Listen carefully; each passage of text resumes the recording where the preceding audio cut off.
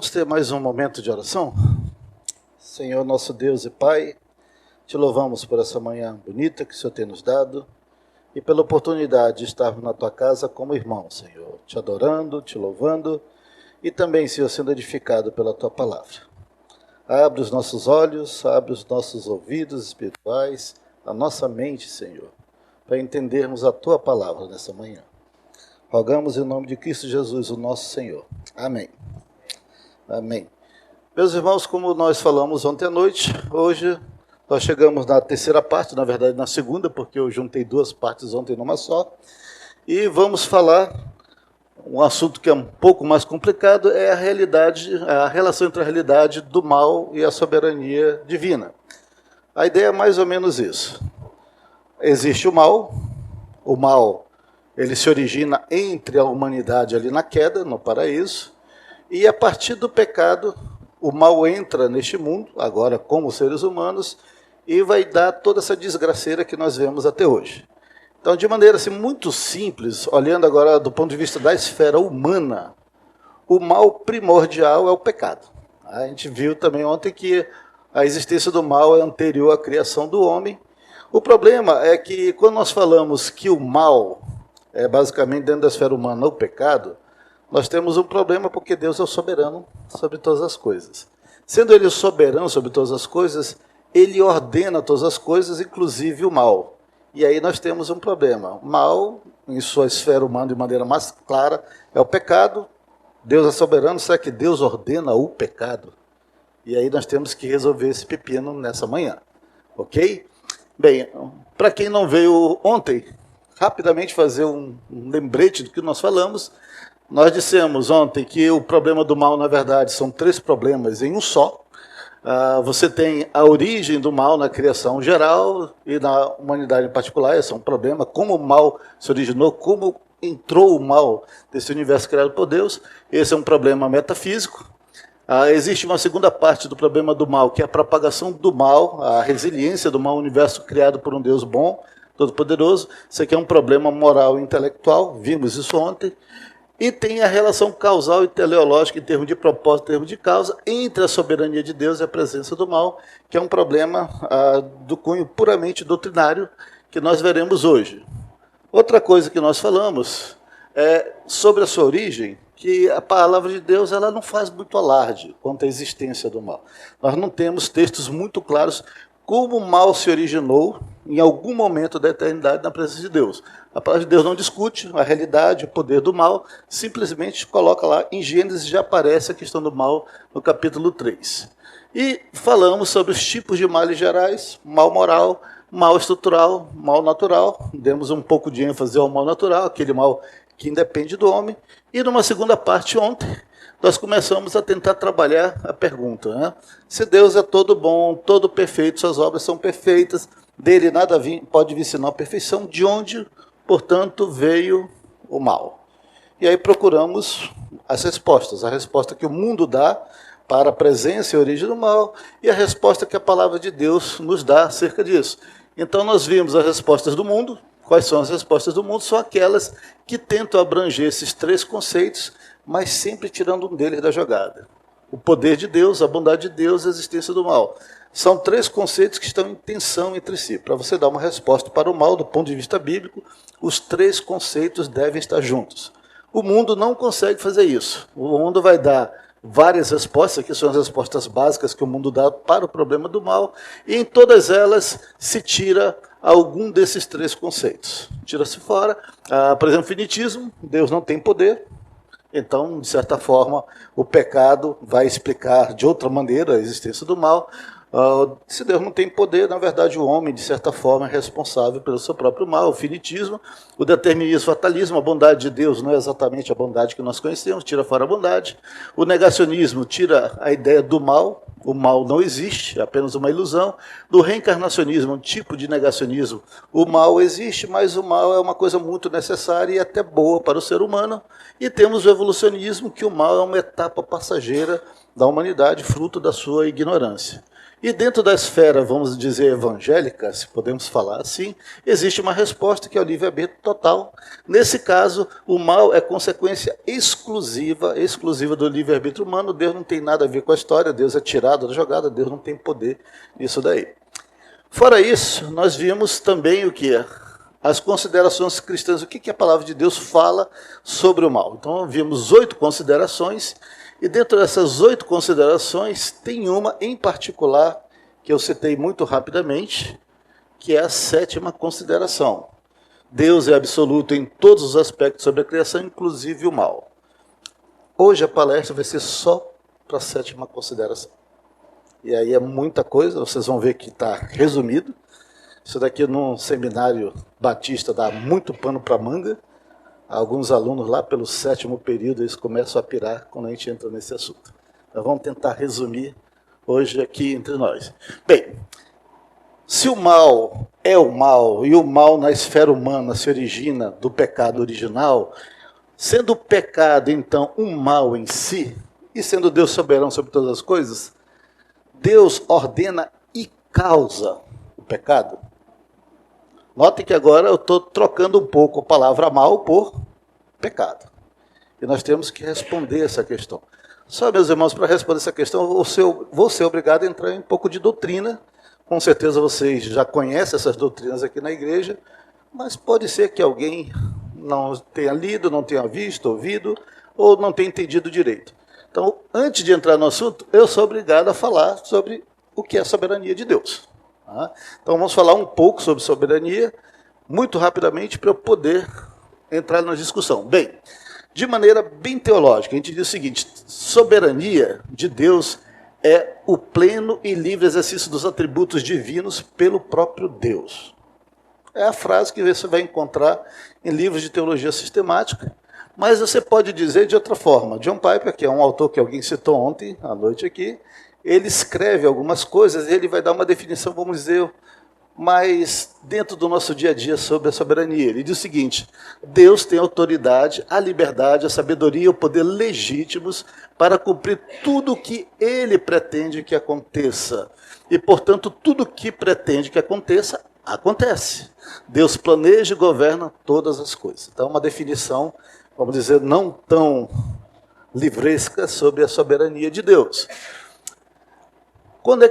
Na Bíblia, em toda a Bíblia, nós vamos ver a doutrina da soberania de Deus. Tem um texto aqui em Isaías que é excelente para vermos a soberania de Deus dentro dessa definição teológica e dentro da própria definição de John Piper. Esse texto é o texto aqui de Isaías 46, 8 e 11. Vocês vão ver que dentro desse texto, todas essas 2 frases estão contempladas. Vamos começar assim, ó. Lembrai-vos disso e tende ânimo, tomai-o a sério, ó prevaricadores. Lembrai-vos das coisas passadas da antiguidade, que eu sou Deus e não há outro, eu sou Deus e não há semelhante a mim, que desde o princípio anuncio o que há de acontecer, e desde a antiguidade as coisas que ainda não sucederam, que digo, o meu conselho permanecerá de pé, farei toda a minha vontade, que chamo a ave de rapina desde o Oriente e de uma terra longínqua ao homem do meu conselho. Eu o disse, eu também o cumprirei. Tomei este propósito, também o executarei. É um dos textos mais claros sobre a doutrina da soberania de Deus. Vejam bem, vamos começar aqui. Eu sou Deus e não há outro. Eu sou Deus e não há outro semelhante a mim. Ele é o único Deus. Não tem outra força que o impeça de fazer a sua vontade. Só tem ele. Então ele é único. Nada o impede, nada o atrapalha na sua vontade. Então, eu sou Deus e não há outro, não há nenhum semelhante a mim. Que desde o princípio anuncia o que há de acontecer e desde a antiguidade as coisas que não sucederam. Esse Deus único, ele sabe, conhece o futuro. Nada lhe está encoberto. Ele anuncia já o que vai acontecer desde a antiguidade, desde os primeiros dias, ele sempre fez isso. Mas porque ele sabe e conhece o futuro? Porque o conselho dele permanece de pé. Ou seja, ele sabe e conhece o futuro porque ele planeja o futuro. O conselho da Trindade eterna, em algum momento, planeja todas as coisas.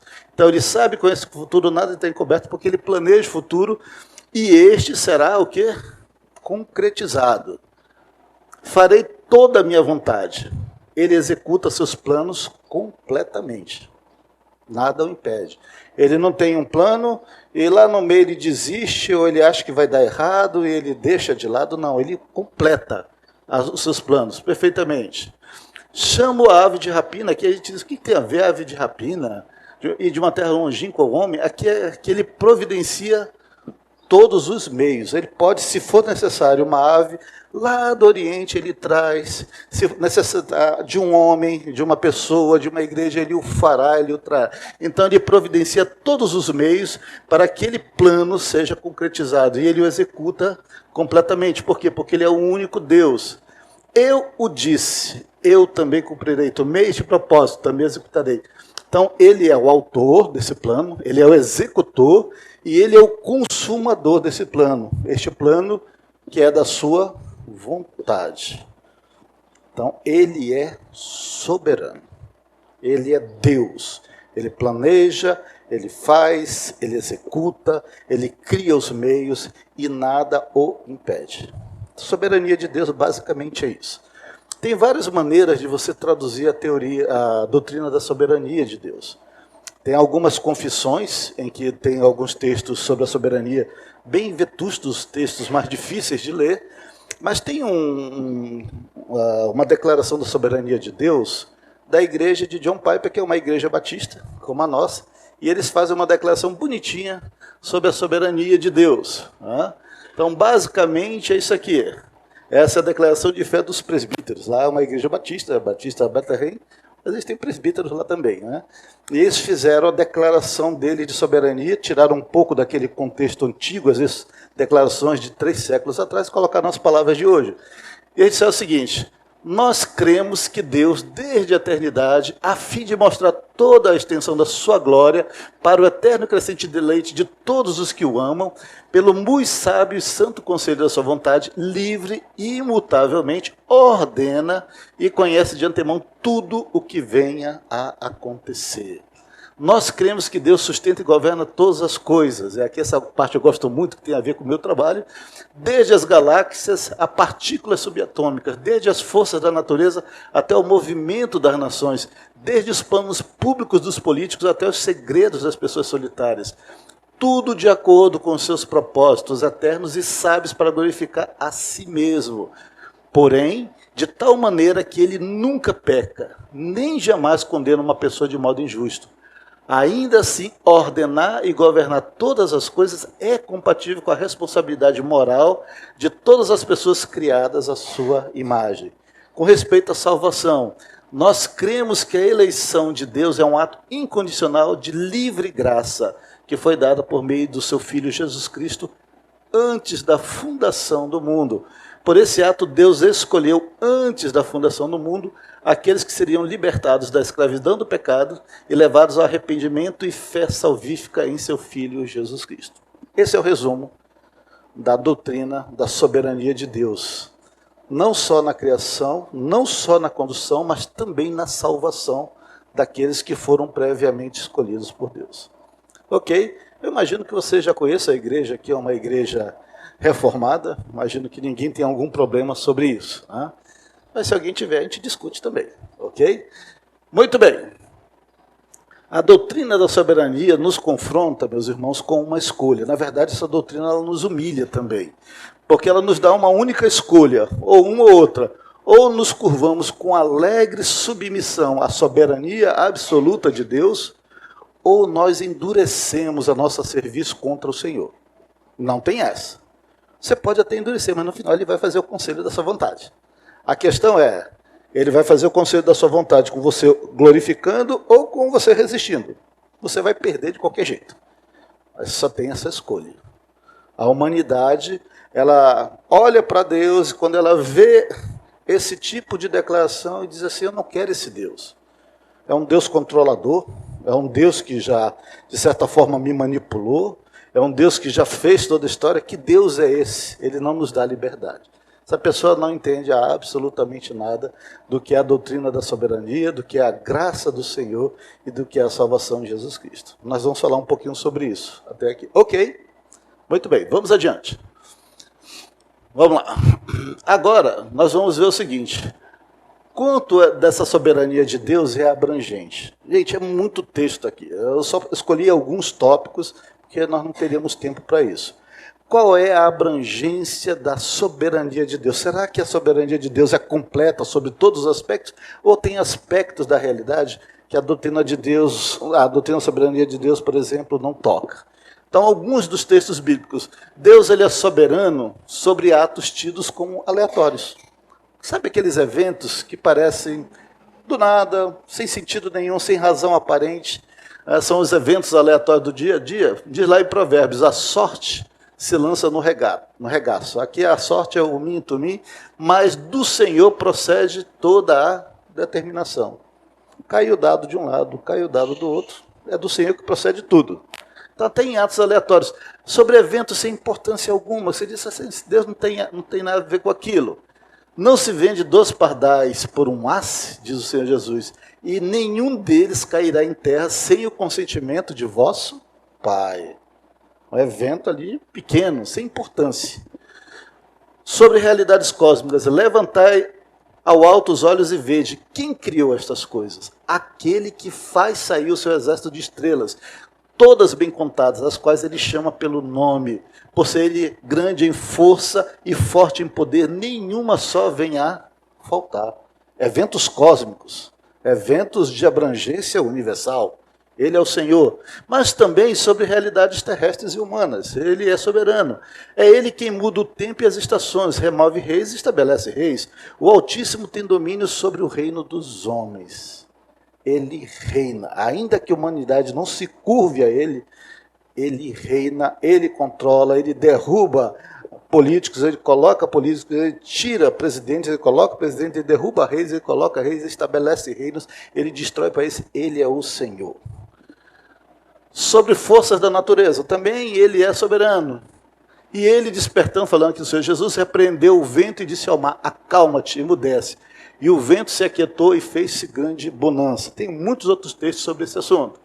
Sobre as inclinações do coração humano. Aqui temos um problema. Tem gente que diz assim, não, Deus é soberano sobre a criação, mas no meu coração quem manda sou eu. Ele não tem poder aqui.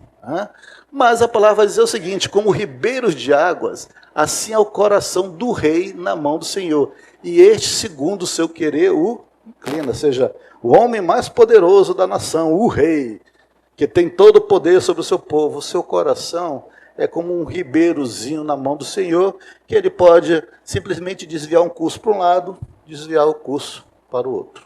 Então, ele é soberano sobre as inclinações do coração humano, sobre a ordenação do mal também, que é o que nós estamos falando. Tocar-se a trombeta na cidade sem que o povo se estremeça, sucederá algum mal à cidade sem que o Senhor o tenha feito? Qualquer mal que aconteça à cidade, o Senhor o fez. Estranho, né? Mas é o Senhor. Sobre o pecado e seus efeitos. E aqui tem muito a ver com nossa palestra de hoje, porque você vai começar a pensar assim, bem, se eu pequei, Deus é o controlador sobre todas as coisas, então ele me fez pecar. Se ele me fez pecar, o culpado é ele. Eu estou livre da história, mas não é bem assim. Porque verdadeiramente se ajuntaram nesta cidade contra o teu santo servo Jesus, o qual ungiste Herodes e Pôncio Pilatos, com os gentios e gente de Israel, para fazerem tudo o que a tua mão e o teu propósito predeterminaram. Mas em outro texto vai dizer, todos eles são culpados disso daqui. Mas todas as coisas acontecem segundo a predeterminação, a ordenação do Senhor. Ele é soberano sobre todos os aspectos. E para nós cristãos, isso é louvor e glória na presença de Cristo. Porque nós podemos nos aquietar e saber que o Senhor está no controle de todas as coisas. Mas a humanidade sem Cristo, ela se rebela, assim como nossos pais se rebelaram lá no Éden. Nós queremos controlar nossas vidas, nós queremos ser os nossos próprios deuses. E aí não tem jeito, porque o Senhor é único, não há ninguém semelhante a Ele. Ok, até aqui, então a abrangência da soberania de Deus é completa. Agora você tem que se perguntar, sim, a soberania de Deus e o mal, como é que fica? Se Deus é soberano, absoluto, sustentador de todos os aspectos da criação, inclusive do mal, como nós acabamos de ver, seria Ele um Deus mau? Gente, essa é uma pergunta séria. Tem muito autor aí não cristão dizendo que se há um Deus, esse Deus ele não se importa com a humanidade, ou pior, é um Deus maligno que quer destruir a humanidade. São pessoas que se rebelam contra a soberania de Deus. E aí nós temos que entender alguma coisa sobre a soberania de Deus. Deus é soberano sobre a origem da criação, sobre a condução da sua criação, sobre os propósitos para a criação, sobre o destino final da criação. Aqueles três nós vimos isso aqui.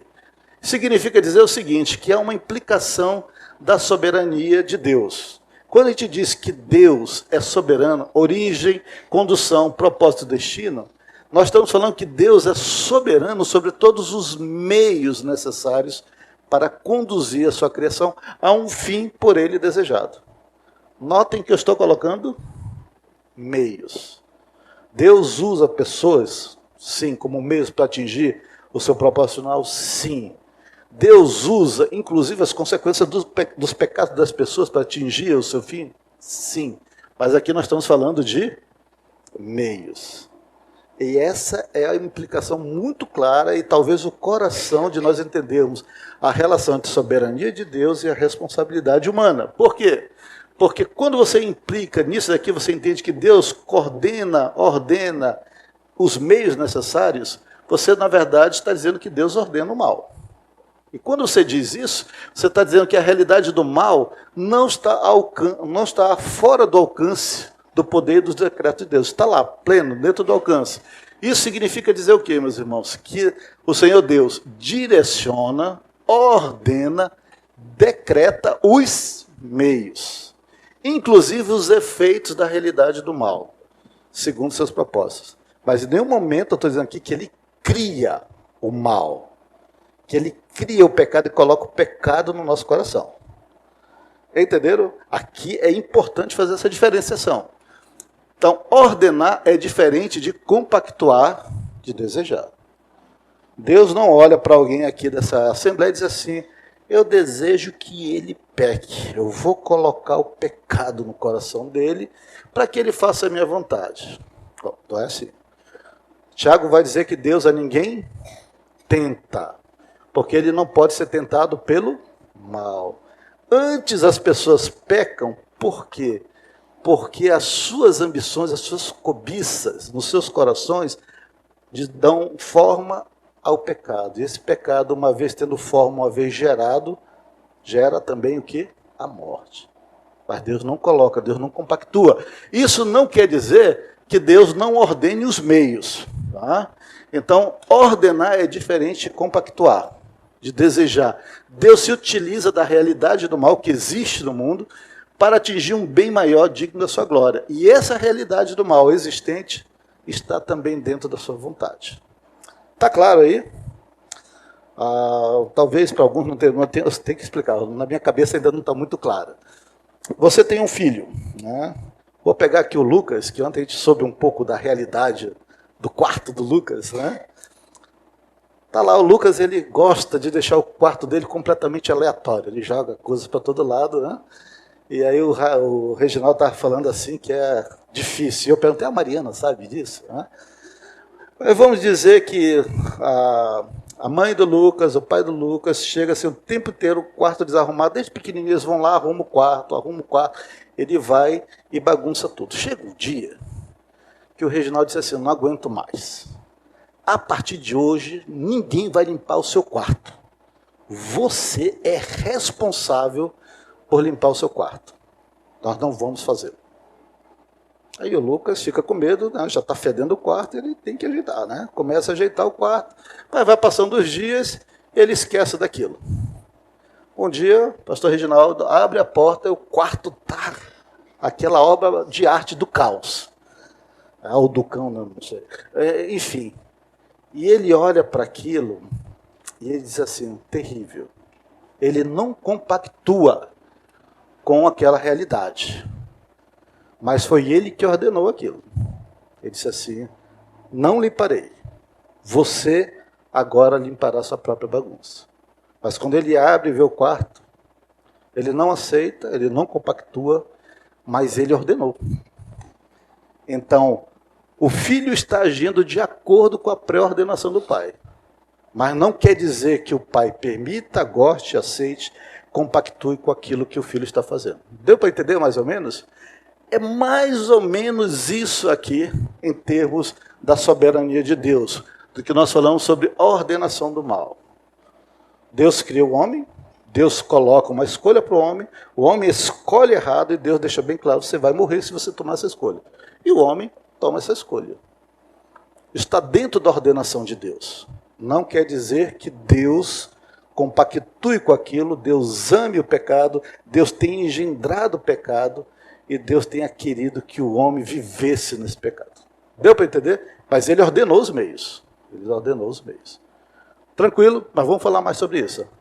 Joia, muito bem. Então, isso daqui é basicamente a base entre a soberania de Deus e o mal. Mas você tem que falar outra coisa. Você diz assim, mas Deus direciona tudo que existe e acontece. Ele decreta toda a realidade existente. Mesmo o mal não está além dos seus decretos, mas isso está na palavra. E aí nós temos que olhar para a palavra de Deus. Tem muitos textos, escolhi alguns aqui. E olha o que diz aqui Isaías 46:10, é o que nós acabamos de ler antes. Desde o princípio anuncio o que há de acontecer, e desde a antiguidade as coisas que ainda não cederam. Que digo, o meu conselho permanecerá de pé, farei toda a minha vontade. Então o mal não está ao alcance, não está fora disso daí. O Senhor fez todas as coisas para determinados fins, e até o perverso para o dia da calamidade. Puxa vida, até isso, até isso. Respondeu-lhe o Senhor, quem fez a boca do homem? Ou quem faz o mudo, ou surdo, ou que vê, ou cego? Não sou eu, o Senhor? Mudo, surdo, cego. Pessoas que veem essa realidade, com certeza, é uma realidade terrível para suas vidas. Mas quem fez? O Senhor. E ele está falando isso para Moisés. Ele está quase dizendo para Moisés, fique calado aí, eu estou mandando, vá fazer. Todavia, e aqui é o mais importante de todos, aqui Isaías 53:10, todavia ao Senhor agradou moê-lo, falando do servo sofredor, fazendo enfermar. Quando der ele a sua alma como oferta pelo pecado, verá sua posteridade e prolongará os seus dias. E a vontade do Senhor prosperará nas suas mãos. Aqui é o Senhor Jesus. Ao Pai agradou moer o Filho. Agradou. O Filho está ali como meio de salvação. Ele ordena os meios de salvação. E a vontade do Senhor prosperou e prospera por meio do Filho. E aqui Paulo falando, nele digo, no qual fomos feitos também herança, predestinados segundo o propósito daquele que faz todas as coisas, conforme o conselho da sua vontade, a fim de sermos para louvor da sua glória, nós os que de antemão esperamos em Cristo. Nós que de antemão esperamos que somos para o louvor da glória de Deus, que fará todas as coisas conforme a sua vontade. Está claro, meus irmãos? Ok, posso passar adiante? Está ficando claro? Muito bem. Então a gente diz assim, Deus decretou o mal, no final das contas, para a sua própria glória, segundo o seu poder e bondade. Então a realidade do mal não estava fora dos planos de Deus. Deus não foi pego de calças curtas ali no Éden. Deus não criou um plano B na hora. Puxa, agora o homem pecou, né? Deu tudo errado. Vamos tentar um plano B aqui para consertar. Não. Todas as coisas estavam no conselho da vontade de Deus. Ele ordena, mas isso não quer dizer que ele goste disso daí. Um autor, infelizmente, diz assim, que Deus fez todas as coisas e amou todas as coisas e quis que as coisas fossem assim, e ele vê no pecado um meio excelente para a sua glória. Não é isso que a Bíblia fala. Em nenhum momento fala sobre isso. Ok? Gente, aí tem uma outra pergunta aqui. Tá, esse Deus, soberano sobre todas as coisas, será que esse Deus, ele não controla todas as coisas? Será que essa história de ordenação não seria uma forma de controlar? Obrigado, tem aqui. Todas as coisas. Então a gente pode dizer o seguinte, o ser humano não é um joguete nas mãos de um Deus entediado. Em sua soberania, Deus trata o homem com dignidade segundo o seu estado. Então nós não somos joguetes, nós não somos fantoches, nós não somos robôs e nós não somos escravos no sentido de alguém que não tem vontade. Esses objetos aqui eu não quero chamar isso aqui de objeto, tá? Por favor, estou colocando como status. Esses status, eles existem por meio de controles. Um fantoche, um títere, ele funciona pela manipulação do titereiro. Um robô, por um controle. Um ser humano completamente escravizado por outro ser humano, por meio da violência física, do chicote. Nesses 3 casos aqui, o objeto de controle retira a vontade do controlado. Então, esse objeto aqui, esse meio de controle, faz com que o objeto do seu controle não tenha qualquer liberdade. E notem, esses objetos aqui de controle são forçados a fazer a vontade de outro. E agora a palavra-chave para nós entendermos é vontade. Deus, ele não nos manipula de maneira a torcer a nossa vontade, de maneira a sublimar a nossa vontade, ou simplesmente retirar. Deus nos trata com dignidade. E nós seremos julgados, iremos para o céu, ou para o inferno, ou melhor dizendo, para o inferno, porque as nossas ações são significativas na presença de Deus. Então Deus nos trata com dignidade. Nós não somos simplesmente objetos controlados sem qualquer vontade. Deus não nos trata assim. Pelo contrário, isso daqui é incompatível com o que nós entendemos da palavra de Deus. Nós, pecadores, somos sim pré-ordenados, conduzidos por Deus por meio da graça e da restrição do pecado. Deus conduz a humanidade em pecado por esses 2 meios, sua graça e também a sua restrição do pecado. Se ele retirar uma das duas, esse mundo vira o verdadeiro inferno. Mas é assim que Deus nos controla.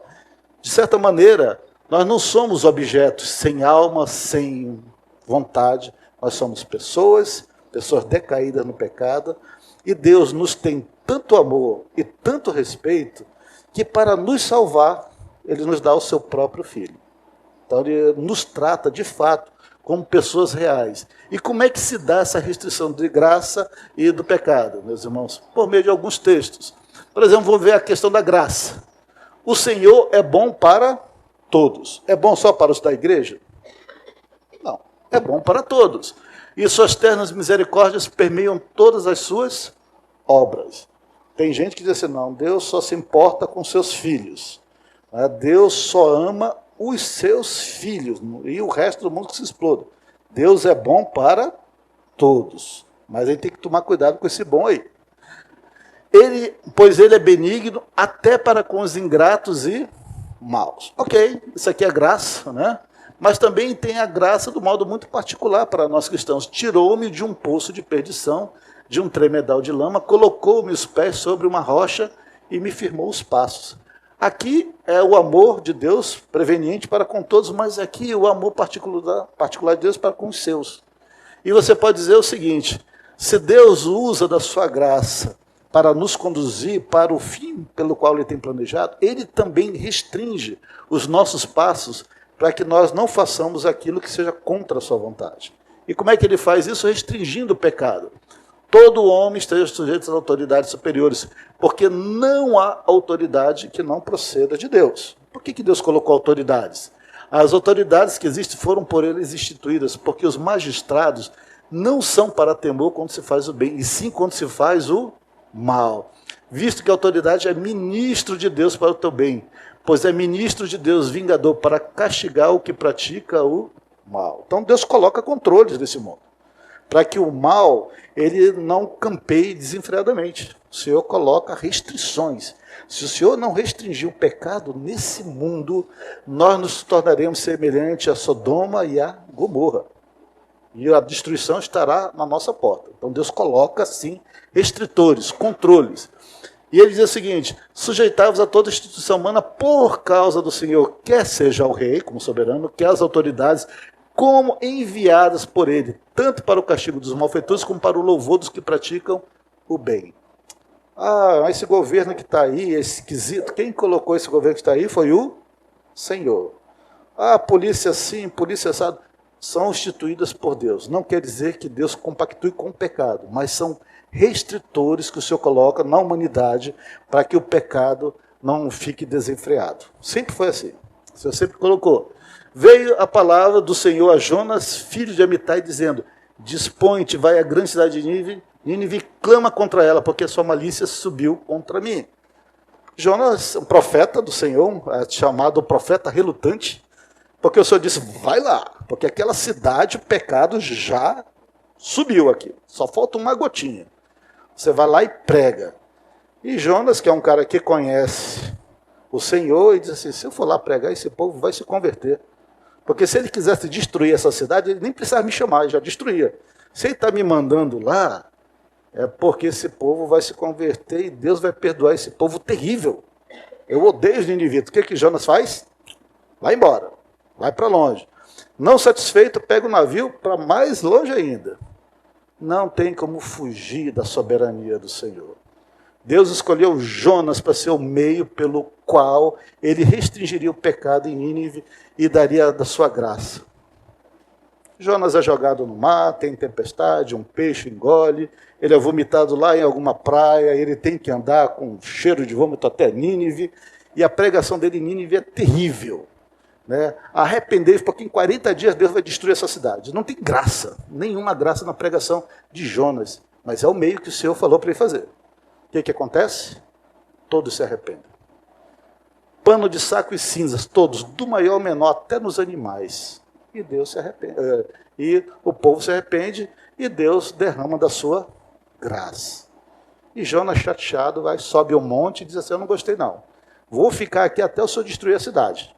Está muito quente. O Senhor coloca uma plantinha, depois a planta seca e ele se chateia de novo com aquilo. Nós não sabemos o que aconteceu com a vida de Jonas depois. Mas o Senhor deixa muito claro: você ficou chateado com a morte da planta. Eu tenho uma cidade inteira para cuidar. Você acha que eu não cuidaria dessas pessoas com esses animais dessa cidade? Estão entendendo, meus irmãos? Graça e restrição do pecado. São esses meus. Deus não torce a vontade do homem. Não torce. Tem gente que acha que ele torce assim. O Senhor pode quebrar a vontade do homem, mas torcer ele não torce não. Nós fazemos o que a nossa vontade quer. Oh, mas você está acabando com o livre-arbítrio. Não, vamos chegar lá. Vamos chegar lá. Ok. Muito bem. Então vamos agora falar sobre livre-arbítrio, soberania e vontade. Porque aqui é o coração. Veja, se Deus é o soberano absoluto, sustentador sobre todos os aspectos da criação, inclusive o pecado, onde fica a responsabilidade humana nessa história? Se ele é tudo, tá? Se eu pecar, se eu cometer o mal, está fazendo a vontade dele, eu não sou culpado. Não, é bem isso. Tá? Você tem que diferenciar dois termos: livre-arbítrio e vontade. Veja que eu não estou colocando livre-arbítrio e predestinação. Livre-arbítrio tem a ver com vontade, não tem a ver com predestinação. Predestinação tem a ver com salvação. É um outro aspecto da teologia. Em geral, as igrejas têm problema com isso, porque diz assim: como é que fica a predestinação de Deus e o livre-arbítrio? Livre-arbítrio não está ligado à predestinação. Predestinação tem a ver com salvação, livre-arbítrio tem a ver com vontade. Então, é outro aspecto, mas a gente sempre confunde aí. Muito bem, o que é livre-arbítrio, meus irmãos? Livre-arbítrio é a capacidade e poder de um ser em ponderar e agir livre de pressões. Inclusive, ele pode agir contra a sua própria natureza. É um homem, um ser capaz de ponderar, pensar, agir, inclusive contra a sua própria natureza.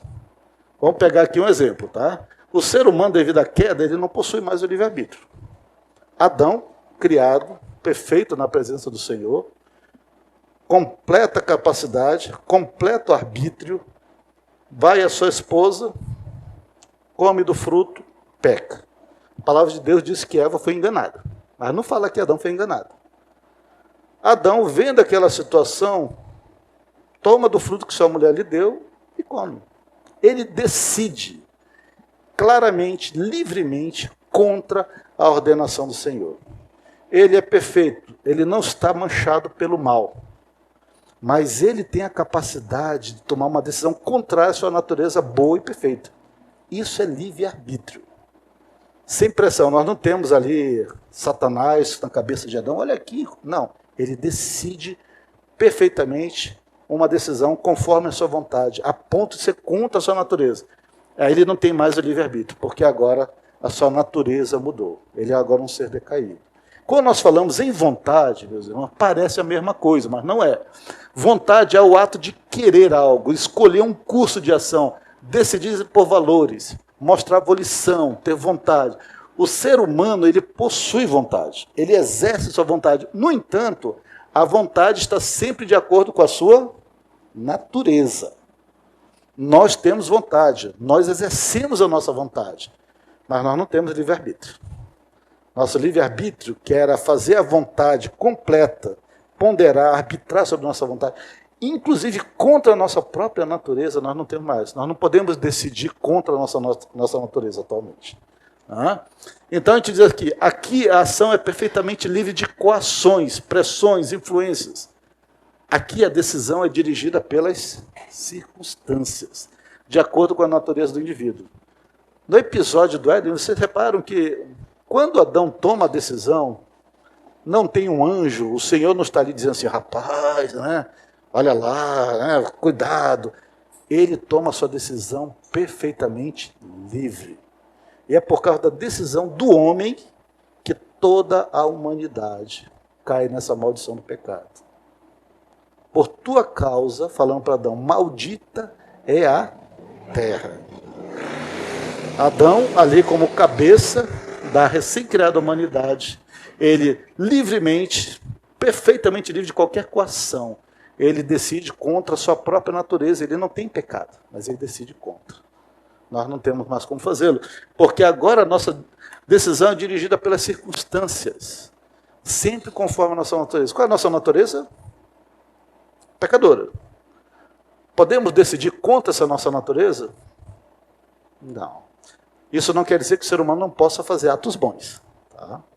Mas mesmo as nossas melhores bondades estão manchadas pelo pecado. Um exemplo que eu gosto de dar, isso aí, eu tenho uma mãe que cuidou do seu filho, da sua filha, e aquele filho cresceu, tomou uma decisão de fazer vestibular para fazer medicina. Muito bom, um ato interessante. E ele quer fazer medicina por vários aspectos, um deles é ajudar as pessoas. Ele é um crente, né? Passou, vai fazer medicina, e a mãe se enche de orgulho, minha filha é médica, vai ser médica. E lá no coração daquela filha, daquele filho, ele quer ser médico, ou ela quer ser médico, também para ajudar pessoas doentes. Mas lá no fundo do coração, tem assim, puxa, que status. Sou médico, sou médica. Né? Vou ajudar os outros, mas também vou ganhar um dinheiro melhor. É isso que a palavra vai dizer assim. Mesmo as nossas melhores justiças são como trapos imundos na presença de Deus. O homem é capaz de fazer atos bons, sim, mas mesmo esses atos bons, atos de justiça, estão manchados pela sua natureza. Deu para entender aqui, gente? Vontade temos, mas nós não temos poder para exercer essa vontade contra a nossa própria natureza. Nós não temos. Nós somos pecadores. Nós só faremos aquilo que a nossa natureza manda ou que está de acordo com a nossa natureza. Não tem jeito. Alguém fez um ato espetacular de altruísmo. Se você puder analisar o coração desta pessoa, você vai ver que lá dentro, aquele altruísta de bondade está manchado também pelo pecado. Ok? Muito bem. Estamos chegando lá.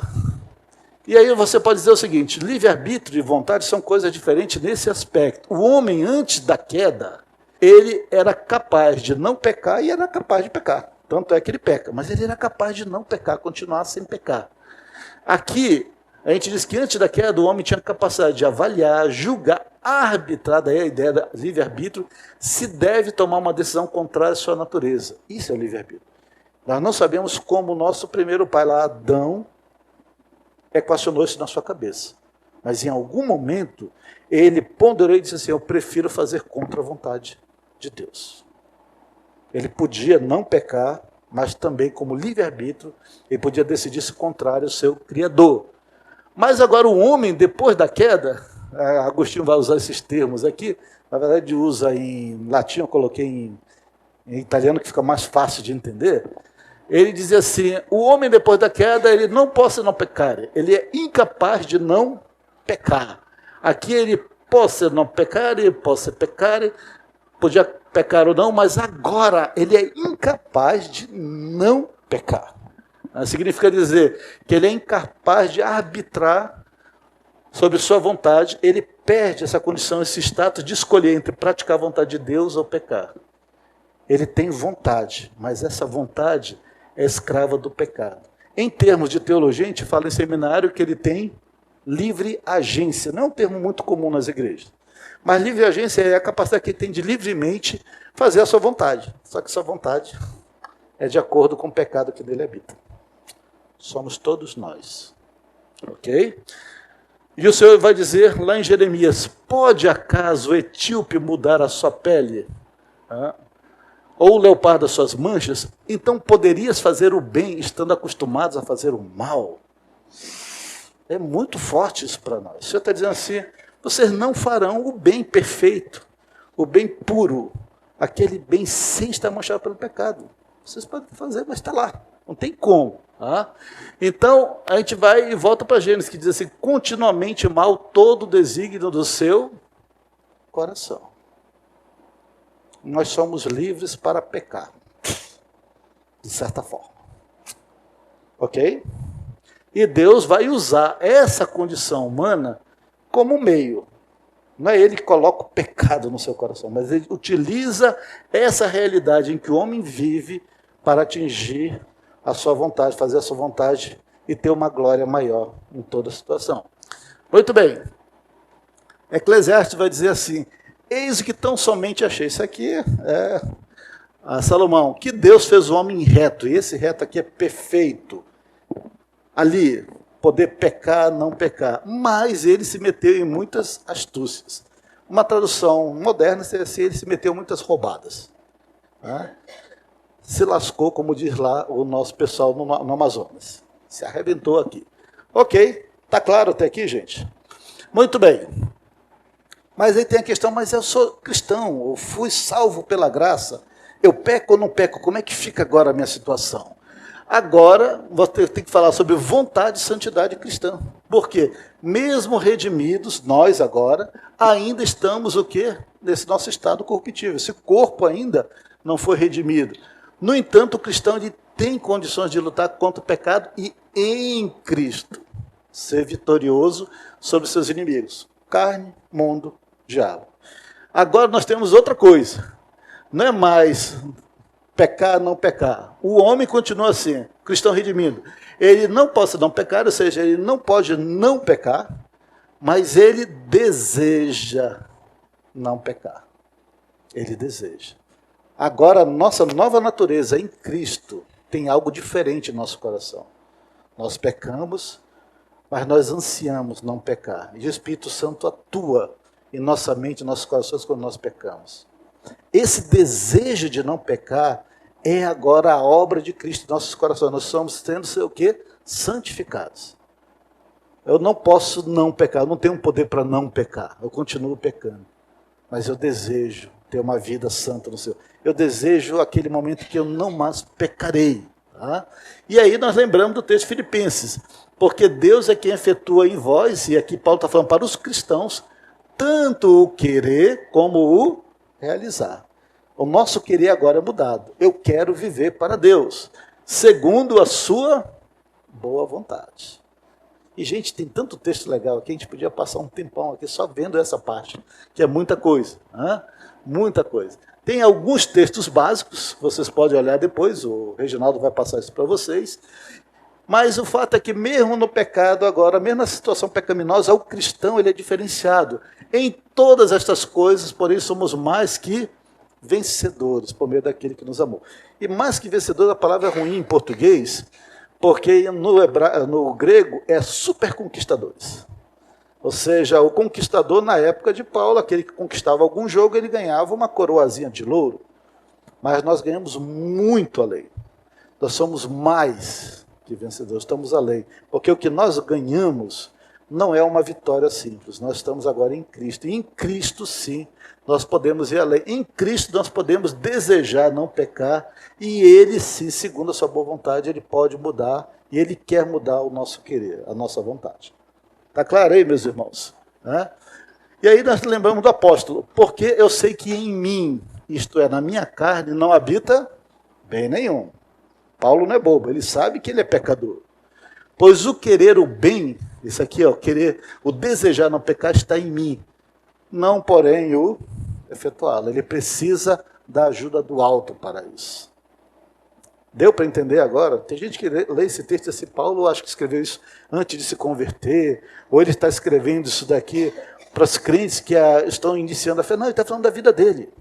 Está falando da realidade dele. Eu quero fazer o bem, eu quero viver para Deus, mas isso não está em mim, não tenho poder para efetuá-lo. Eu preciso do poder do alto, eu preciso da ajuda do Espírito Santo. E todo crente que clama por essa ajuda, terá essa ajuda do alto. Ok, está claro aqui? Muito bem. Agora sim, e a vontade humana? A gente volta agora para a vontade humana. A vontade humana ela é escrava do pecado. Meus irmãos, ainda que o pecado tenha sido decretado por Deus em termos de meios, esse decreto está de acordo com a completa vontade do ser humano em pecar. Posto que ele nasce pecado, ama o pecado e é escravo do pecado. Então Deus não viola a nossa vontade. Por isso que vai dizer em Tiago, Deus a ninguém tenta. Ele não pode ser tentado pelo mal. E a questão agora é o seguinte, você é pecador, você peca. Deus é soberano sobre todas as coisas, inclusive dentro do seu pecado.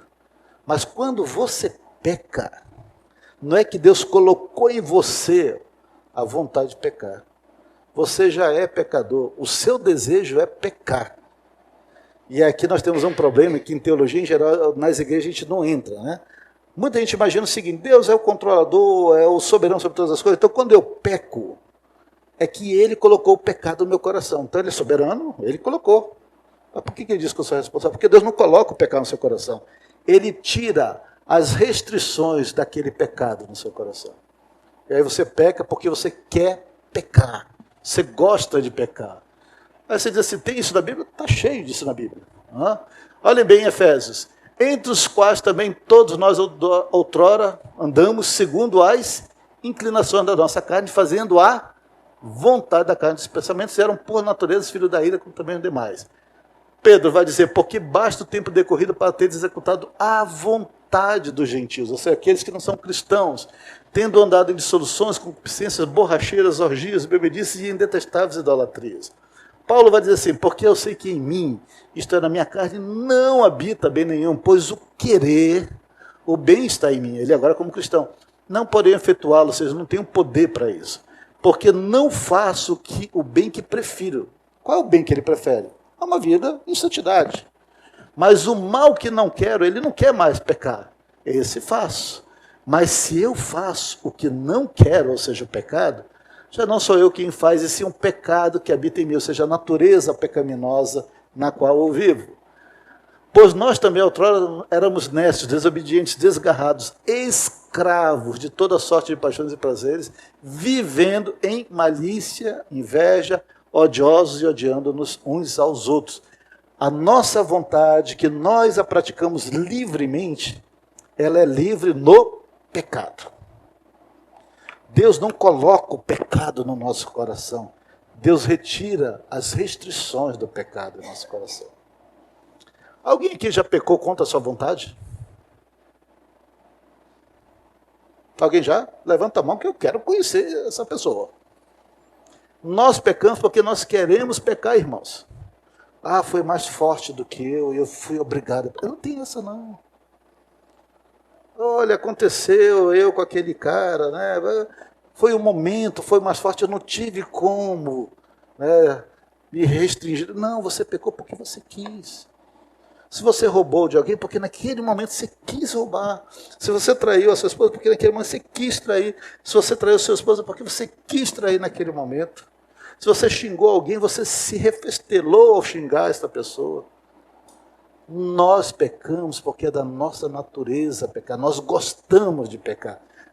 Quando nós pecamos, nós estamos fazendo a vontade da carne e dos pensamentos. Essa é a nossa vontade. Paulo vai deixar muito claro aqui. Ele disse, eu não quero, mas eu faço. O que eu gostaria de fazer, eu não tenho poder para efetuá-los. Por mim mesmo, eu não tenho, não. Preciso do poder do alto. Está claro?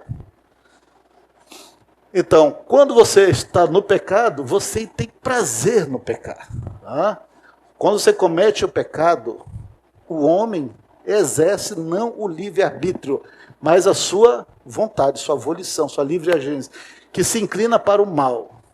Então, o homem de livre vontade se compraz no pecado, meus irmãos. É mais ou menos essa figura aqui. Tá? A gente diz o seguinte, que o homem, em relação ao desejo de pecar, é como um cão bravo que quer morder alguém. Já viram aqueles cachorros bravos, aqueles pitbulls que o pessoal assanha para ficar cada vez mais violento? A relação do homem com o pecado é como esse cachorro, ele quer morder alguém. Se ele for solto, não terá nada que o restrinja de realizar a sua vontade. Qual é a vontade? É morder a canela do corredor lá. Ele gosta de morder a canela, ele quer morder a canela. Ele só não o faz porque tem um restritor sobre ele. Esse é o pecador. Quem o está restringindo? A graça de Deus. Entenderam? Deus não anula a nossa vontade, mas Ele restringe. Se o Senhor não nos restringir em nossos prazeres, em nossos pecados, meus irmãos, nós cometeremos as maiores barbaridades, porque em nós há o potencial para pecar desenfreadamente. Se o Senhor não restringir, se a sua graça não nos conter, nós pecaremos da pior maneira possível. Tanto quanto qualquer dos piores assassinos ou dos piores seres humanos sobre essa terra. Mas em Cristo, essa graça não é só uma graça preveniente, é uma graça interior, que Ele coloca o seu próprio Espírito habitando em nós. Mas esse é o pecador. Quando ele morde, ele quer morder. Quando ele peca, ele está fazendo a sua vontade. Quando Deus nos entrega a nossa própria vontade, Ele usa isso como meio para atingir os seus planos. Mas nós queremos fazer aquilo, e nós gostamos de fazê-lo. Então, o homem ele é responsável pelos seus pecados, ainda que Deus ordene os meios. E como é que Deus ordena os meios? Ele tira as restrições. Ele não coloca o pecado, ele tira as restrições do nosso coração. E ele retira as cercas. Então, ao decretar os males do pecado na vida do indivíduo, Deus não insere o pecado no coração do homem, mas retira as amarras que o contêm. E o homem, por sua própria cobiça, faz o que foi pré-ordenado. Ele mesmo faz a vontade de Deus. Mas ele faz porque ele quer fazer. Então, Deus não torce a nossa vontade. Lembra de Jó? Perguntou ainda o Senhor a Satanás, observaste o meu servo Jó? Porque ninguém há na terra semelhante a ele, homem íntegro e reto, temente a Deus e que se desvia do mal. Legal isso aqui.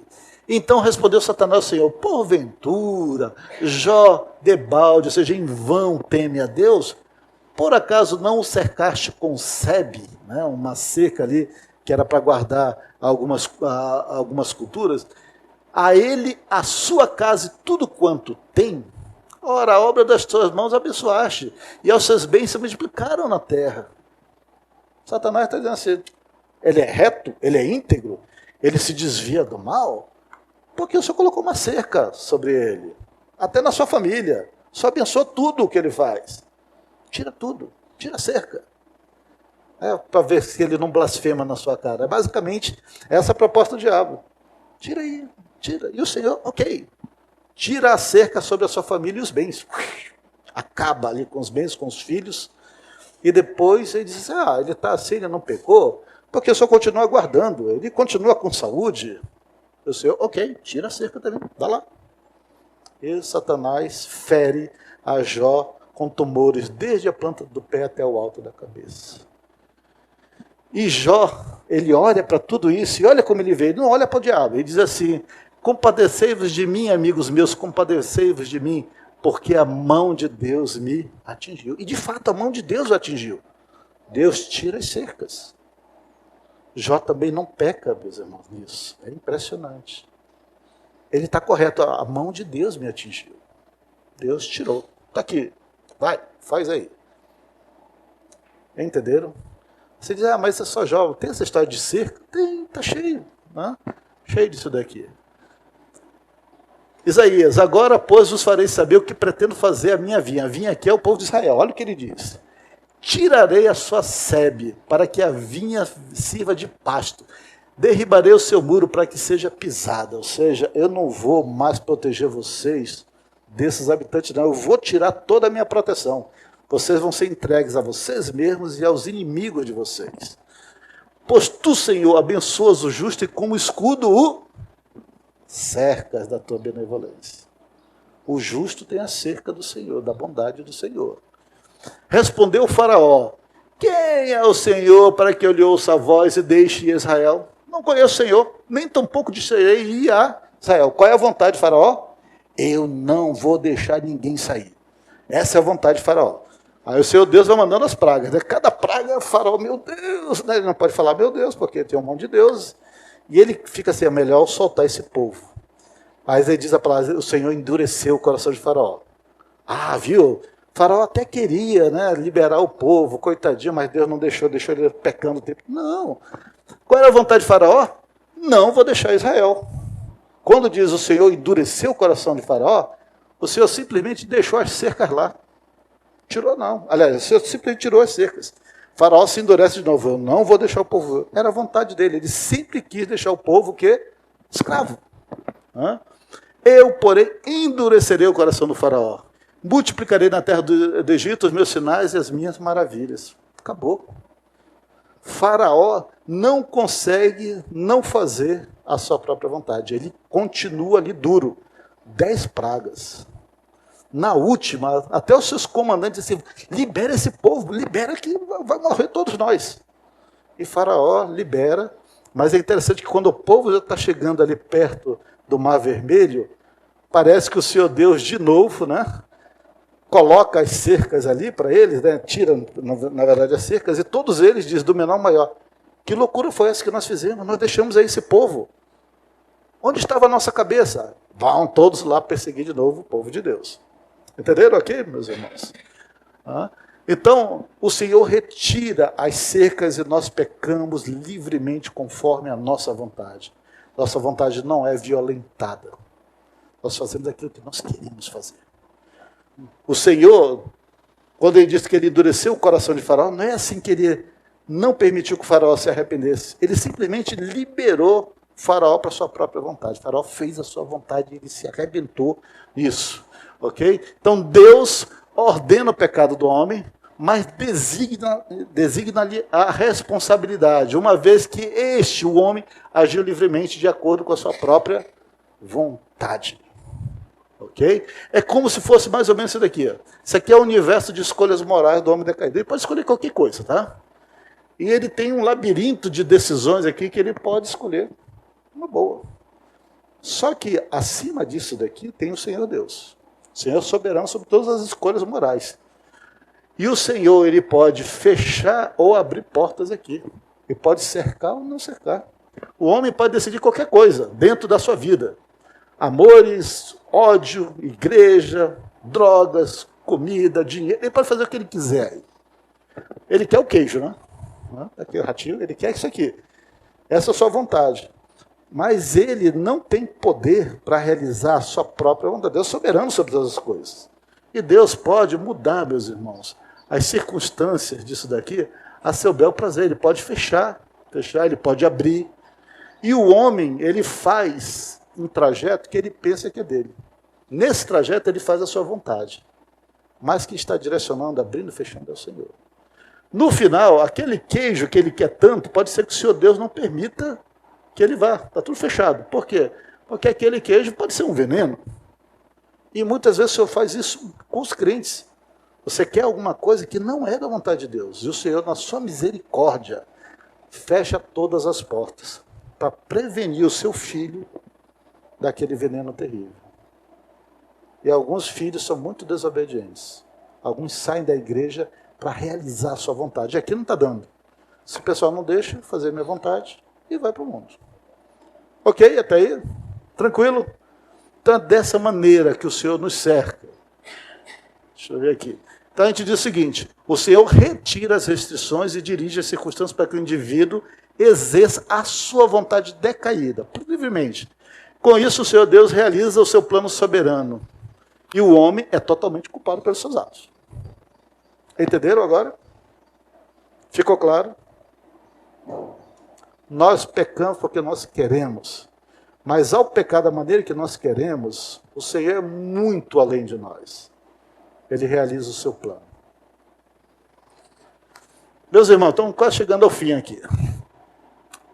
Olhem aqui a responsabilidade humana. A parte ali de Faraó é bem interessante.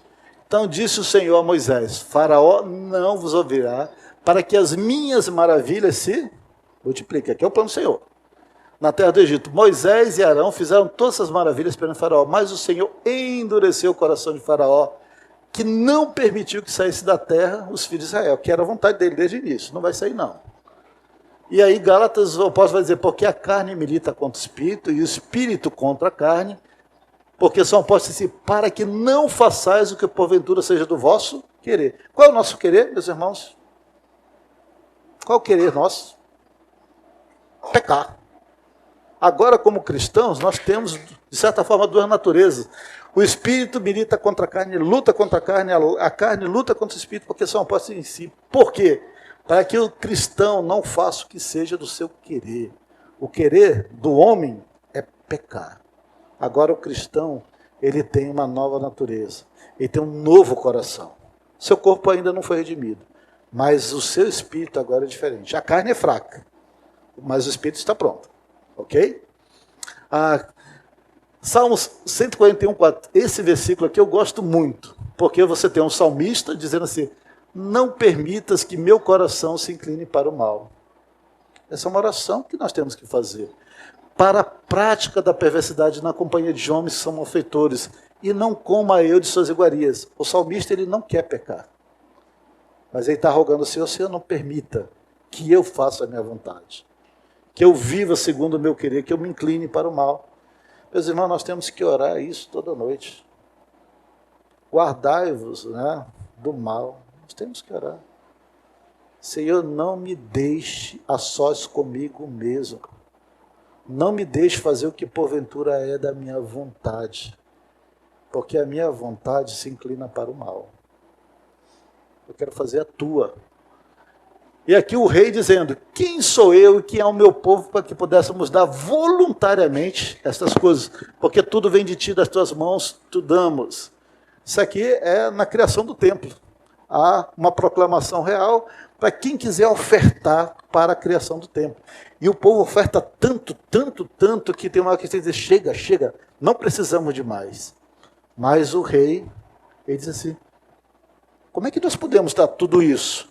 Quem sou eu, quem é meu povo para dar voluntariamente, de boa vontade, tudo isso? Tudo vem de ti, inclusive essa vontade. E das tuas mãos te o damos. Entenderam aqui, meus irmãos? Quando nós fazemos atos que glorifiquem ao Senhor, é o Espírito de Deus agindo no nosso coração, mudando o nosso querer. Isso vem dele, e é por meio dele, e é para ele que nós assim procedemos. 2 Coríntios, então ele me disse: a minha graça te basta, porque o poder se aperfeiçoa na fraqueza. Agora, Paulo vai dizer assim: então, de boa vontade, pois mais me gloriarei nas fraquezas, para que sobre mim repouse o poder de Cristo. O cristão, ele quer fazer a vontade do seu Senhor. E se ele tiver que estar em fraqueza, para que o Senhor Deus derrame ainda mais da sua graça, ele de boa vontade vai se gloriar nisso. Essa é a nossa natureza agora transformada. O Senhor nos dando do seu Santo Espírito, nos dando poder para lutar contra a nossa vontade decaída. E o pior de todos é esse texto aqui: entregues para pecar. Meus irmãos, a coisa mais terrível no mundo é quando Deus nos entrega a nós mesmos. Deus entregou o Faraó a si mesmo. O Faraó não conseguiu amolecer o seu coração. E aqui o apóstolo vai dizer assim: esse aqui é o contexto de completa imoralidade. E ele vai dizer assim: inculcando-se por sábios, aqueles idólatras, tornaram-se loucos e mudaram a glória do Deus incorruptível em semelhança de imagem de homem corruptível, bem como de aves, quadrúpedes e répteis. Eles fizeram ídolos. Por causa dessa corrupção toda da idolatria, olha o que seu Deus faz. Por isso, Deus entregou tais homens à imundícia, pelas concupiscências do seu próprio coração. Ou seja, Deus entregou ao seu próprio coração. Essa é a vontade de vocês? Vocês estão entregues a si mesmos. Para quê? Para desonrarem o seu corpo entre si. Deus não colocou naqueles homens o desejo de desonrar os seus corpos, não. Deus os entregou a si mesmos. Pois eles mudaram a verdade de Deus em mentira, adorando e servindo a criatura em lugar do Criador, o qual é bendito eternamente. Amém. Ou seja, eles não só fizeram ídolos, como eles adoraram esses ídolos. Eles quiseram adorar esses ídolos e o Senhor Deus por isso os entrega. É isso que vocês querem? Vai. Desonram seus próprios corpos. E o homem faz a sua vontade livremente. Mas ao fazer isso daí, eles mais uma vez pecam mais ainda contra o Senhor. Continuam pecando? Então, Deus os entregou a paixões infames, porque até as mulheres mudaram o modo natural de suas relações íntimas. Por outro contrário, a natureza, semelhante a essas mulheres, os homens também, deixando o contato natural da mulher, se inflamaram mutuamente sua sensualidade, cometendo torpeza. Homens com homens recebendo em si mesmo a merecida punição do seu erro. É pecado em cima de pecado. E é o Senhor te entregando a pecados cada vez mais profundos. Um abismo chamando um outro abismo. E eles pecam. E eles não têm vergonha disso. Eles continuam a pecar. E aí o Senhor, mais uma vez, e por haverem desprezado o conhecimento de Deus, o próprio Deus os entregou a uma disposição mental reprovável para praticarem coisas inconvenientes. Deus ali retirando todas as cercas que restringiam o pecado no coração desses homens. Quando você vê um homem e uma mulher afundado no pecado e amando aquele pecado, ele está sob a ira de Deus. Deus o entregou a ele mesmo. Queira o Senhor nunca fazer isso conosco, porque se ele nos entregar a nós mesmos, meus irmãos, a gente vai cometer tudo isso daí e ainda mais. Se estamos em pé, é pela graça que estamos em pé. Se estamos firmados na rocha, é porque ele nos tirou do tremedal de lama e firmou os nossos pés na rocha. Ai de nós, se nós não só ao pecar, nós amarmos o pecado. Porque o Senhor pode dizer assim, ok, pode pecar, faça a tua vontade. E a nossa vontade, a nosso respeito é a pior possível. Estão entendendo, os irmãos? Deus ordena o pecado do homem, mas este homem quer pecar. E o faz por seu próprio querer. Deus o entrega a si mesmo. Volta a pergunta, quem já pecou obrigado aqui? Ninguém pecou obrigado. Nós sempre pecamos por nossa própria vontade. E já praticamente finalizando aqui, eu quero chamar a atenção desse autor, que vale a pena ler, Herman Hancock. E ele diz o seguinte, Deus não é responsável pelo seu pecado. Ele tem um livro muito bom, A Soberania de Deus e o Mal. Na verdade, você encontra na internet, são 3 estudos grandes, vale a pena ler. E ele diz assim, é de fato errado sugerir ou implicar de alguma forma que Deus é o autor do pecado. E é de fato errado ensinar de alguma forma ou maneira que Deus é menos que soberano, até mesmo em sua relação com o pecado. Devemos manter a soberania absoluta de Deus sobre todas as coisas, incluindo o pecado. Este é o ensino claro das Escrituras. E se podemos fazer algo que as Escrituras não atribuam a Deus, nós criamos um poder no universo fora do controle de Deus. Essas duas verdades se harmonizam da seguinte forma. A vontade de Deus é soberanamente executada de tal forma que, neste ponto onde a vontade de Deus toca a vontade do homem, a vontade do homem não é violada, ele faz a sua vontade. Deus não contorna, coage, força, cancela ou destrói a vontade do homem. O propósito de Deus em sua vontade é realizado. O homem peca voluntária e deliberadamente. Ele é, portanto, responsável. O mal nesse mundo começa com os nossos pais lá no paraíso ao pecar. Esse mal já existia antes do paraíso. Mas a desgraceira sobre esse planeta todo, quem fez somos nós mesmos. Nós somos os únicos responsáveis na presença do Senhor. O diabo tem sua parcela também. Mas, do ponto de vista humano, somos nós. Considerações finais, meus irmãos. Deus como vítima do mal. Deus assume a condição humana, sofre os efeitos maléficos do pecado, mas não o pecado em si, e ele faz isso para destruir o mal. Meus irmãos, quem foi a maior vítima do mal? Foi o próprio Senhor. O único justo nessa terra que não pecou, que não fez a sua própria vontade, mas fez a vontade do seu Pai, é o que morre sob todos os efeitos do pecado e do mal. O próprio Deus é a vítima do mal. E ele fez tudo isso para destruir o mal. Então, em algum momento da eternidade, a segunda pessoa da Trindade escolheu livremente encarnar. E ele encarna e fica sujeito a todos os males da condição humana. Todos. Perseguição, fome, frio, seja o que você pensar, todos. Né? Menos o pecado. E essa foi uma decisão que ele tomou em relação à destruição do mal.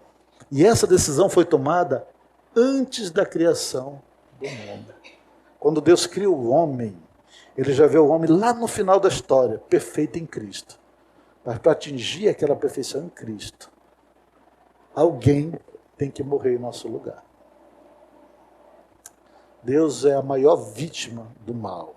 Quando você estiver passando por uma dificuldade muito grande, uma tragédia lhe abater na sua família, lembre que teve alguém que não fez absolutamente nada de mal. E ele sofreu muito mais do que todos nós, para que nós vencêssemos esse mal.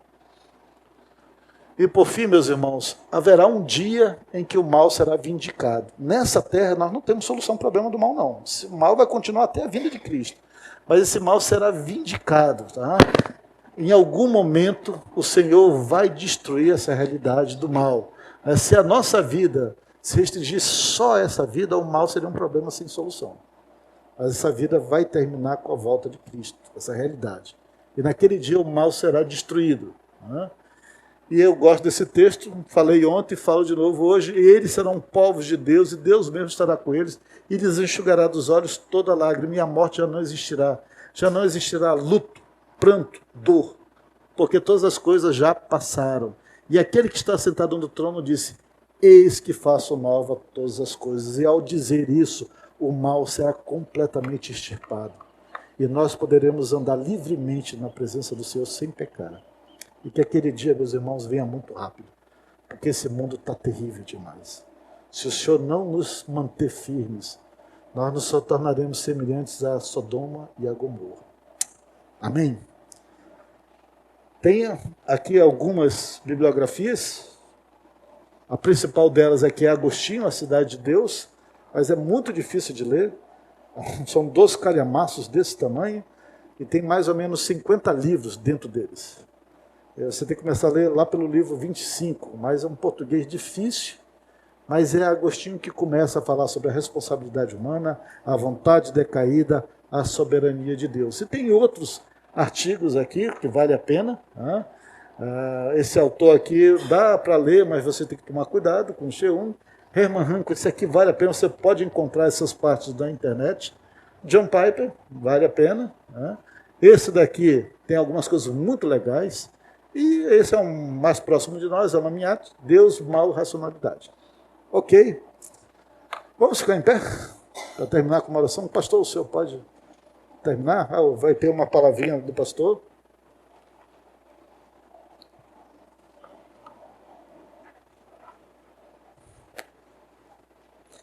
Tem as perguntas também. Perdão. Senta de novo.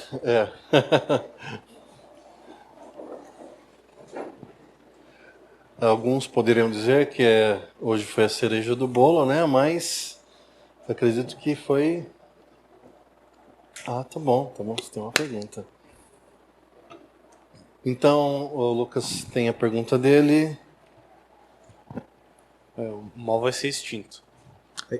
Nesse momento, depois da redenção, então o homem vai deixar de ter livre-arbítrio. Ele não pode mais se corromper. O homem tem agora, em Cristo, e ao terminar a obra de Cristo com a vinda dele, nós viveremos uma situação que Adão não viveu. Adão, ele conheceu o pecado, vamos dizer conceitualmente. Nós o conhecemos por experiência própria. Com a nossa nova natureza, incorruptível, nós vamos poder livremente agir a favor do Senhor. Nós vamos poder exercer o livre-arbítrio completo, sabendo que uma decisão contrária a Deus vai gerar toda essa desgraça. O homem não mais pecará, não porque ele não pode não pecar, ele não mais quererá não pecar. Veja, agora, com o corpo não redimido, nós desejamos não pecar. Nós não temos poder. Mas naquele dia o Senhor também nos dará poder, além da nossa vontade, para não pecar. O homem será livre, realmente livre, para viver na presença de Deus. Mais alguma pergunta? Pergunta boa, tem outra? Opa. Só para usar o microfone para registrar. Primeiro um comentário meu que eu acho que essa é a melhor palestra, pregação, como a gente pode dizer, sobre o tema que eu já vi. Já vi o Augustus falando sobre isso, alguma coisa do que você comentou e tal, mas... aí eu queria saber então, se ali Oliveira KMT seria Kelson Mota, e aí seria um livro seu, é isso? É um artigo que eu escrevi quando eu morava aqui em São Carlos. Ah, tá. Ele é a base disso daí. Entendi. É porque eu ia falar assim, isso aí merecia, sei lá, virar um livro, porque a palestra acho que foram umas 4, 5 horas, né, de ontem para hoje, e para a gente destrinchar isso para o nosso uso diário, para aconselhamento, para responder até não cristãos ou pessoas que estão atrapalhadas na vida e tal, a gente precisava disso mais mastigado assim, e não sei se isso está disponível fácil e tal, para que a gente, né, possa utilizar. Esse artigo é de 99. O trabalho atual tem 5 partes. Nesse original só tinham 3. Então, eu acho que teria que terminar o restante. Estimular a continuar isso, né? Botar se o Senhor Deus permitir e eu tiver tempo, eu quero escrever sim. Mas é no Senhor. E outra coisa, ali em Romanos 1, 22 a 28 ali e tal, uma palestra uma pregação do Augustus sobre aquele trechinho ali, que ele dividiu Romanos em vários, né?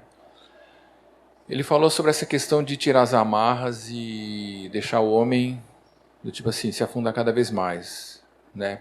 E aí ele menciona assim, por exemplo, assim, essa questão de outros deuses, por exemplo, outras religiões e tal, aonde eu estou tentando relacionar o que você falou com tentando lembrar, né? Foi há muito tempo que eu vi.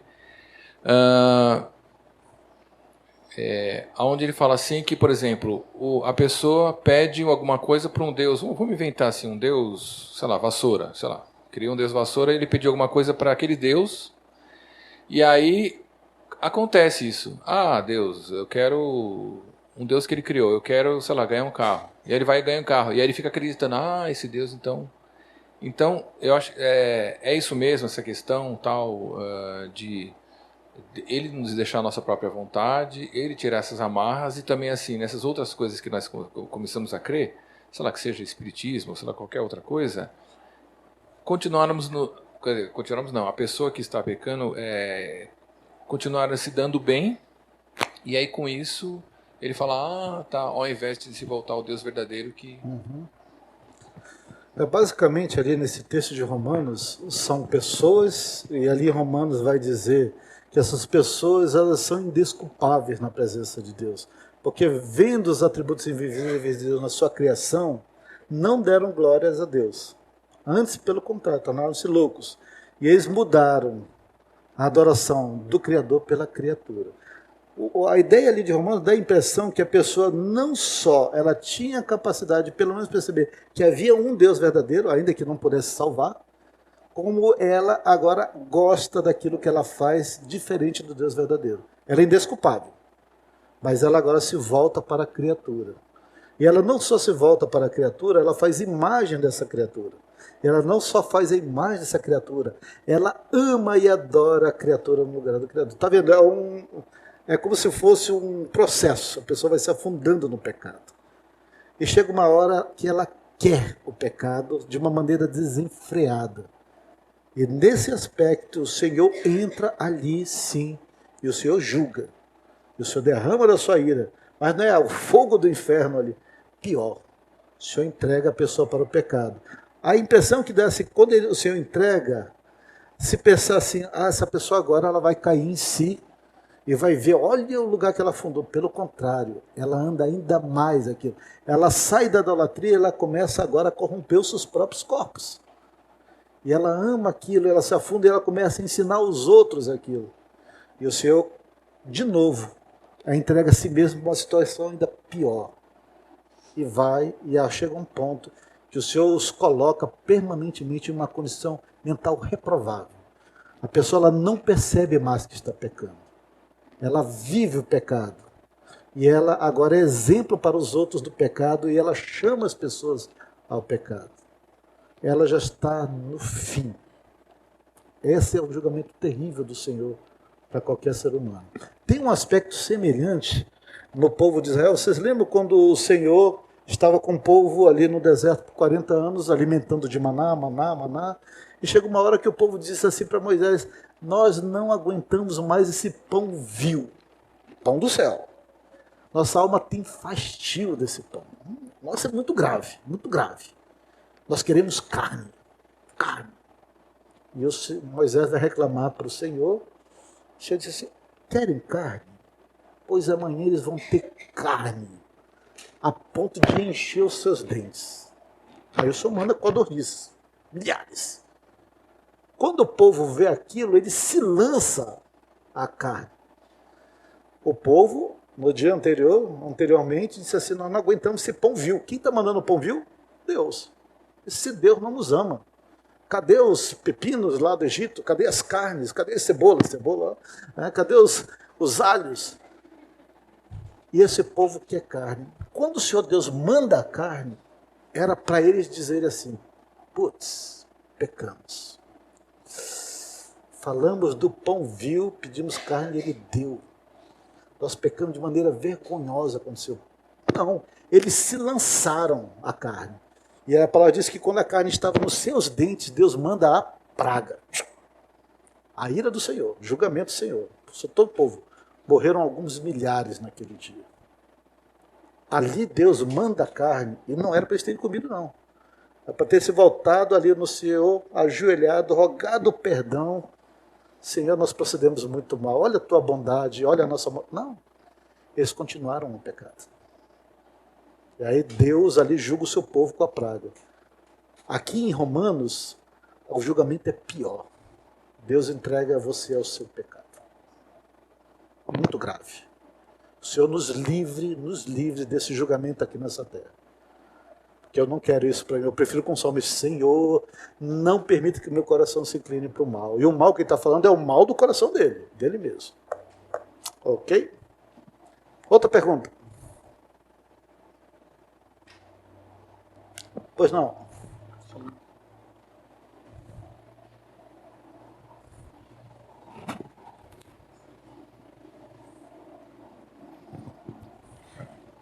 Essas pessoas que você está falando são pessoas salvas? Essa é uma pergunta boa. No povo de Deus, ali no deserto, haviam salvos e não salvos, com certeza. 2 eu tenho certeza que eram. Né?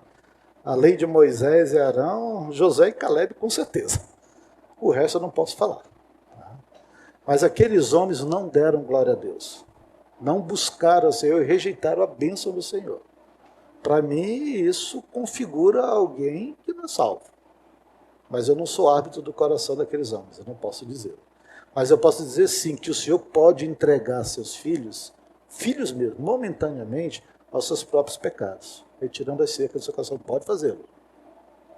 E você vai encontrar casos semelhantes na carta de Paulo aos Coríntios, em que tem um homem que ele comete um pecado terrível e o Senhor diz ali, por meio de Paulo, assim, tira esse homem, seja jogado para o mundo, para Satanás, para que o corpo seja destruído, dando a impressão que ele possa vir a ser salvo. E na segunda carta, nós vemos Paulo dizer assim, traga ele de volta. Esse homem está arrependido, deve ter sido destruído ali. E o Senhor moeu pelo seu pecado.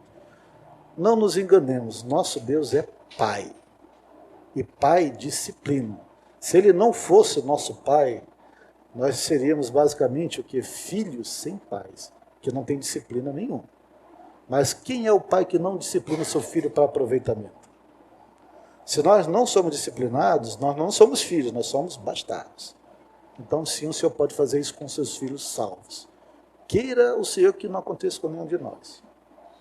Mas no seu filho, ele fará assim. O filho, às vezes, uma chinelada basta. Tem outros filhos, tem que ser alguma coisa mais forte que uma chinelada. Mais uma pergunta, irmãos? Pois não?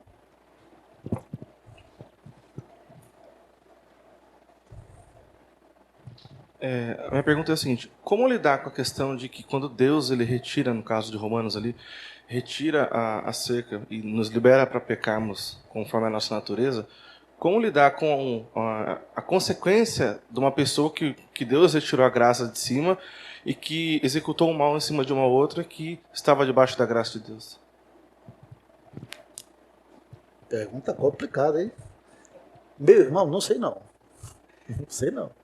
Eu sei que se ele o fez dessa forma, o Senhor tem um plano para aquilo. E eu sei que o meu Senhor, ele é justo. Ele não cometerá injustiça. Mas realmente acontece às vezes. Acontece sim. E são aquelas perguntas que a gente não sabe dar uma resposta completa. Não saberia dizer. Tá? E eu prefiro pensar como aquela missionária que saiu do campo de concentração nazista. Aquela velhinha, perguntaram assim para ela: o senhor respondeu as suas perguntas durante a vida? Ela disse: a grande maioria não. O nosso Deus não é só o Deus das respostas, é também o Deus das perguntas. Não sei. Mas eu sei que o Senhor realizará a sua vontade, tanto naquele que ele retirou as cercas, como naquele que foi vítima daquela maldade. É só o que eu posso falar. Fora isso, é especulação e presunção.